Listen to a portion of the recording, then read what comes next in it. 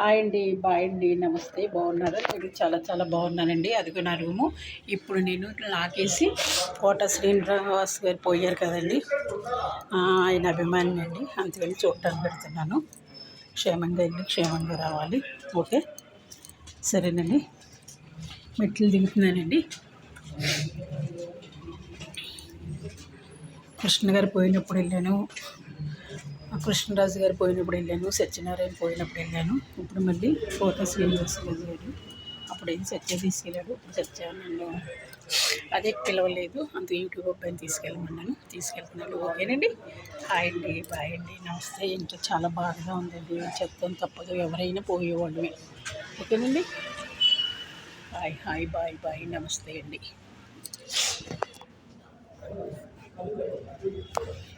ఎవరైనా పోయేదేంటి, కాకపోతే కొన్నాళ్ళు అలాగా కష్టపడాలి.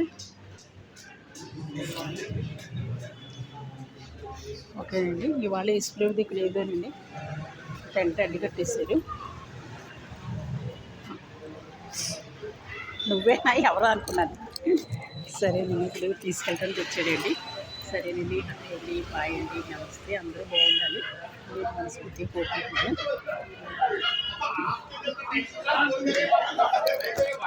ఎప్పుడు నువ్వైతే పొద్దున దుబ్బేసి ఇప్పుడు నన్ను ఇప్పుడు తీసుకెళ్తున్నావు అనమాట.